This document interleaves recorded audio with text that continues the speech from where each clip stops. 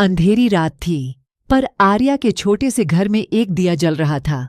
वही दिया उसकी अंधी दादी की आंखों का उजाला था।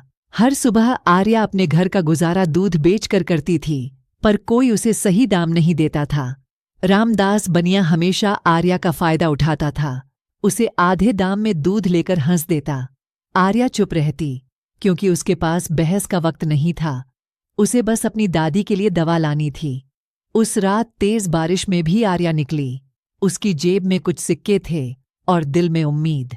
रास्ते में उसे एक घायल आदमी मिला, भीगता हुआ, कांपता हुआ। वो रुक गई, क्योंकि उसका दिल बड़ा था। उसने अपनी चादर उसे ओढ़ा दी और घर ले जाकर उसके घाव साफ किए। सुबह जब वो उठा, उसकी आंखों में कृतज्ञता थी। उसने कहा, बिटिया, तेरा ये एहसान मैं कभी नहीं भूलूंगा। आर्या को क्या पता था, वो आदमी कोई साधारण नहीं था, बल्कि राजा खुद वेश बदलकर घूमने निकला था। अगले दिन गांव में शोर मच गया।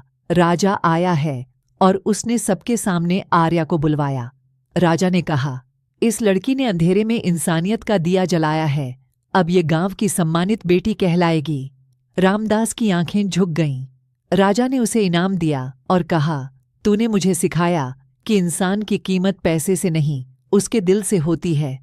अब वो दिया फिर जल रहा था, लेकिन इस बार उसमें सिर्फ तेल नहीं, गर्व और उम्मीद का उजाला था।